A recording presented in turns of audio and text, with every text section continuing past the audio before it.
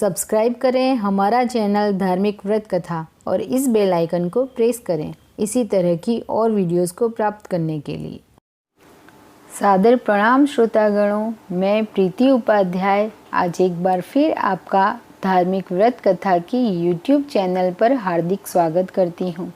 और आज मैं आपको बताने जा रही हूँ हरतालिका तीज का व्रत कौन कौन कर सकते हैं, जिसमें रजस्वला धर्म में आई हुई महिलाओं के लिए क्या नियम हैं और क्या करने से आपका व्रत खंडित हो सकता है। वह ऐसी कौन सी एक गलती है जिससे आपके वर्षों से किए हुए हरतालिका व्रत के फल समाप्त हो सकते हैं। हरतालिका तीज का व्रत बहुत ही कठिन माना गया है क्योंकि इसे निर्जला ही किया जाता है और 24 घंटों तक अर्थात सूर्योदय से लेकर सूर्योदय तक इसे निरंतर किया जाता है। यदि आप इस व्रत को संपूर्ण श्रद्धा और निष्ठा के साथ करते हैं तो आपको अवश्य ही इसके फल की प्राप्ति होगी। साथ ही ये भी ध्यान रखें कि यदि आप व्रत करते हैं तो भगवान की पूजा करना अनिवार्य हो जाता है और साथ ही कथा का श्रवण भी करना चाहिए।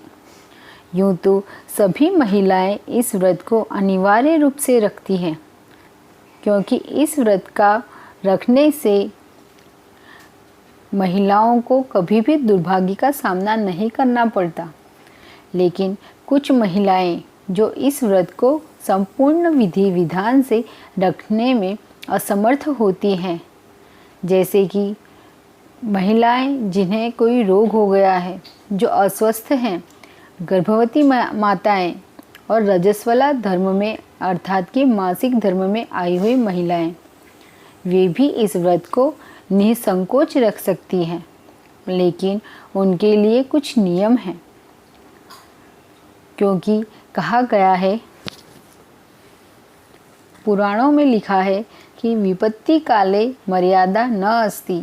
यदि कोई स्त्री अस्वस्थ है, उसे किसी तरह की पीड़ा है, वह निर्जला व्रत नहीं रख सकती है तो वह निसंकोच इस व्रत को रख सकती है, लेकिन वह फलाहार लेकर या फिर फल का रस लेकर।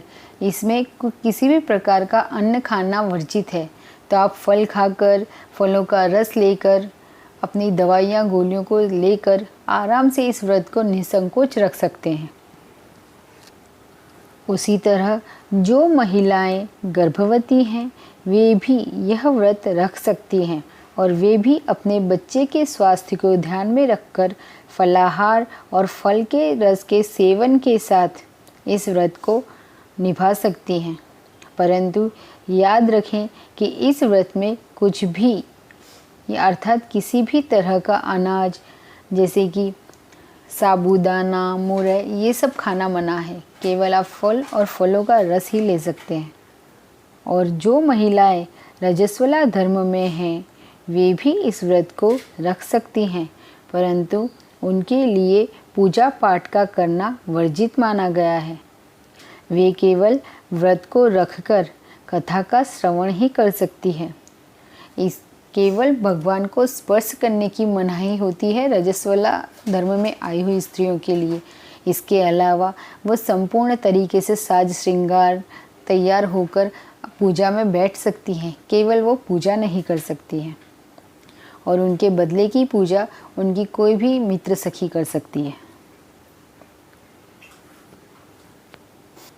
और ऐसा कहा जाता है कि यदि हरतालिका तीज का व्रत आपने एक बार किया है तो आपको यह निरंतर 3 साल तक करना ही पड़ता है। अगर आपकी इतनी शक्ति नहीं है तो कम से कम आप 3 साल तक कर सकते हैं। इसके बीच में यह व्रत अगर आप छोड़ते हैं तो आपके 2-3 वर्षों का किया हुआ व्रत का फल आपको नहीं मिल पाएगा, क्योंकि इस तरह की गलती करने से व्रत खंडित हो जाता है, ऐसा माना गया है। तो आप इसे बीच में से नहीं छोड़ सकती हैं। चाहे आप बीमार हो तो आप फलाहार लीजिए, फलों का रस लीजिए, गर्भवती हो तो भी आप ले सकते हैं फलों का रस, फलाहार।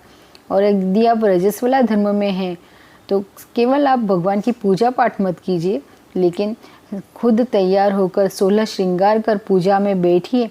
आपके बदले की पूजा आपकी मित्र सखी कर देंगी, लेकिन आप व्रत रख सकती हैं। इस तरह से सभी महिलाएं हरतालिका तीज का व्रत रख सकती हैं और भूल कर भी एक भी बार अपना व्रत न छोड़ें, वरना आपका प्रत्येक वर्ष किया जाने वाला यह व्रत बिना किसी फल के ही खंडित हो जाएगा। इस बात का ध्यान अवश्य रखें। तो दोस्तों, यह वीडियो यहीं समाप्त होती है। अगर आपको मेरी यह वीडियो अच्छी लगी हो तो लाइक व शेयर करें तथा मेरे YouTube चैनल को सब्सक्राइब करें। और वीडियो को अंत तक देखने के लिए मैं आपका बहुत बहुत बहुत अभिवादन करती हूँ। धन्यवाद।